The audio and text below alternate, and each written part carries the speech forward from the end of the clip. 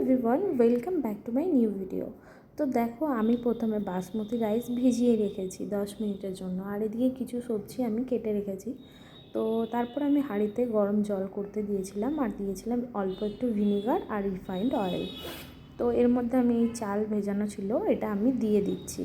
তো আজকে আমি বানাতে চলেছি, দেখো, শেজওয়ান ফ্রাইড রাইস রেস্টুরেন্ট স্টাইলে। তো তোমরা যারা যারা এটা খেয়েছো তারা জানোই কতটা টেস্টি হয়, আর এটা বাড়িতে বানালে কেমন টেস্ট হয় সেটা তো অবশ্যই আলাদা হবেই। তো আমার কিছু আলাদা হয়নি, সবচেয়ে ভালো হয়েছিল মনে হচ্ছিলো যেন আমি রেস্টুরেন্টেই খেয়েছি।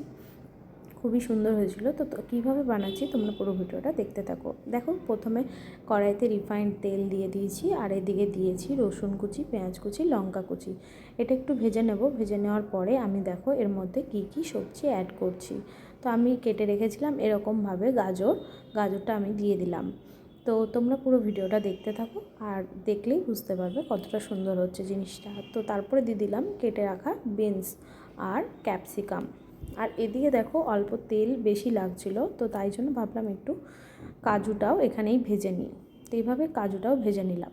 তোমরা চাইলে ওপর থেকেও দিতে পারো, কিন্তু এরকমভাবে ভাজলে বেশ ভালোই লাগে। তো আমরা এটা কিন্তু দেখো পুরো ভালো করে ভেজে নেব। ভেজে নেওয়ার পরে দেখো আরেকটা কড়াইতে তেল গরম করতে দিয়েছি, আর এদিকে 3-4টে মতো ডিম নিয়ে আমি গোলমরিচ গুঁড়ো, নুন দিয়ে ভালো করে ফেটিয়ে ভাজতে দিয়ে দিলাম।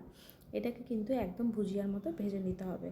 তো তোমরা পুরো ভিডিওটা দেখতে থাকো, আর ভালো লাগলে লাইক, কমেন্টস অ্যান্ড শেয়ার করতে অবশ্যই ভুলবে না। আর আমাকে কিন্তু কমেন্টে অবশ্যই জানাবে যে কারা এটা বানিয়েছো আর কারা কারা বাড়িতে খেয়েছো এটা। তো অনেকেই খেয়ে থাকবে রেস্টুরেন্টে বা বাড়িতে।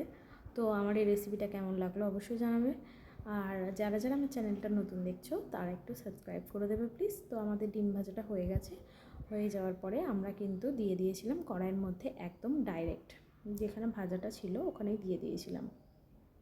আর এরপরে আমরা দিয়েছিলাম শেজওয়ান ফ্রাইড রাইসের একটা মশলা, পরিমাণ মতো নুন, এটা আমরা দিয়ে দিয়েছিলাম।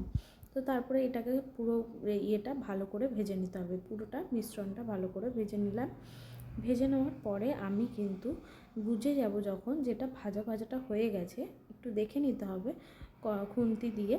তো তোমাকে যখন দেখবে ভাজাটা হয়ে গেছে পরিমাণ মতো, তো তখন তোমরা কিন্তু উপর থেকে রাইসটা দিতে থাকবে। আর রাইসটা কিন্তু যারা নতুন বানাচ্ছো একবারে দিয়ে দেবে না ফট করে, তাহলে কিন্তু রাইসটা নষ্ট হয়ে যাবে। আস্তে আস্তে অল্প অল্প করে দিতে থাকবে আর নাড়তে থাকবে, দেখবে জিনিসটা কিন্তু খুবই ভালো হবে। তো আমরা কিন্তু এইভাবে বানিয়েছিলাম। তো তোমরা পুরো ভিডিওটা দেখো আর জানিও যে কেমন হয়েছে। কারোর কোনো অসুবিধা থাকলে আমাকে কমেন্টে জানাবে, যে কিছু বুঝতে না পারলে। আর উপর থেকে কিন্তু আমি একটু করে ঘি দিচ্ছিলাম, আর এইভাবেই নাড়াচাড়া করতে থাকছিলাম। ঘি দেবে, তাহলে কিন্তু জিনিসটা নষ্ট হবে না, টেস্টটাও কিন্তু খুব ভালো হবে। তো দেখো এইভাবে কালারটা কতটা সুন্দর এসেছে।